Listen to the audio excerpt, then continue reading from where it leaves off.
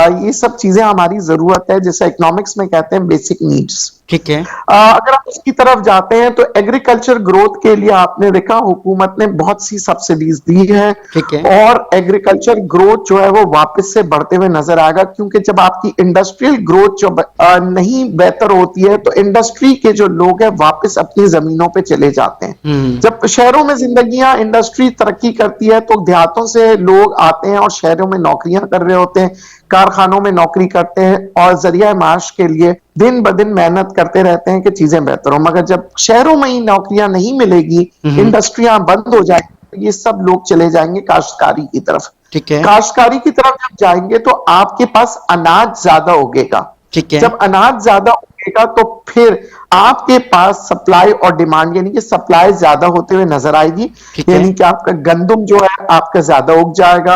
आपके खाने पीने की अशिया, जैसे हम कहते हैं, अगर हम सब्जियों की बात करें, आलू, टमाटर, प्याज, मुख्तलिफ अशिया ये ज्यादा से ज्यादा उगाएंगे।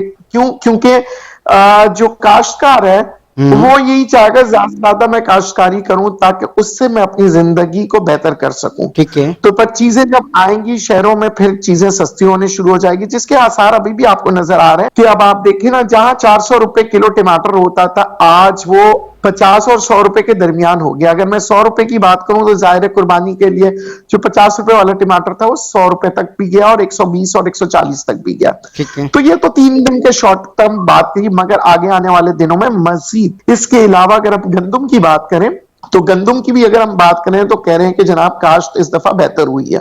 ठीक है। तो ये काश्तकारी जो है वो बेहतर क्यों हो रही है, आखिर क्या वजूहत है? ये वजूहत इस वजह से कि पिछले 1 साल, बल्कि पिछले 5 साल की मैं बात करूंगा, 1 साल भी नहीं, पिछले 5 सालों से सनतकारों को बहुत मुश्किलात पेश आ रही है। और यही वजह है कि आप देखिए पाकिस्तान भर में बहुत सी सनतें बंद हो रही हैं। ठीक है। और ज्यादातर लोग काश्तकारी की तरफ जा रहे हैं और जमींदार लोग जो है वो मजीद अमीर से अमीरतर होते जा रहे हैं। ठीक है। अब रहा सवाल कि जी पाकिस्तान में जाहिर है हमें जो है डॉलर्स की जरूरत होती है और हमारे इंपोर्ट बिल्स जो है उसके कमाने के लिए हमारा एक्सपोर्ट्स का होना बहुत जरूरी है। ठीक है। तो फिर हम आइंदा आने वाले वक्तों में फिर हम क्या करेंगे, जो अनाज है, जो अशिया, जो हमारे खाने पीने की चीजें जब सरप्लस हो जाएंगी उन्हें हम बेचेंगे। जैसे कि आपने देखा पिछले 5-6 सालों में कई दफा हमारे पास हम गन्ना उगाते हैं, शुगर मिल शुगर बनाते हैं और फिर हम शुगर जो है पाकिस्तान में बेच रहे होते हैं। पाकिस्तान में जब सरप्लस हो जाता है तो हम उन्हें बेचना शुरू कर देते हैं। ठीक है। और डॉलर की लालच में आके हम इस हद तक बेच देते हैं कि अपने ही पाकिस्तान में चीनी की कमी हो जाती है और फिर बाद में हुकूमत को मजबूरन इंपोर्ट करना पड़ता है। ठीक है। तो अब इस हुकूमत को चाहिए कि जनाब के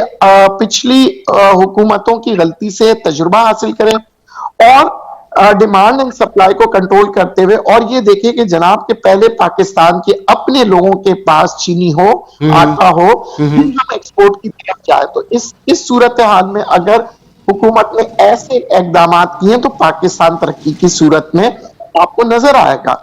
और आप देखेंगे कि फिर हम जो है गंदम हमारी अफगानिस्तान में स्मगल नहीं होगी बल्कि हम अफगानिस्तान में एक्सपोर्ट करेंगे। ठीक है। हिंदुस्तान की अगर हम बात करें, हिंदुस्तान से चीजें स्मगल नहीं होती बल्कि अफगानिस्तान में बेची जाती है। यही हालात है ईरान के। ईरान में भी स्मगल नहीं होती बल्कि ईरान जो है अफगानिस्तान में चीजें बेचता है। अफगानिस्तान सबसे बड़ा जो इंपोर्टर है वो है हिंदुस्तान से, ईरान से और चाइना से। मगर पाकिस्तान से अफसोस की बात है कि इतना करीब होने के बावजूद पाकिस्तान जो है कभी भी मेजर इंपोर्टर नहीं रहा है अफगानिस्तान का।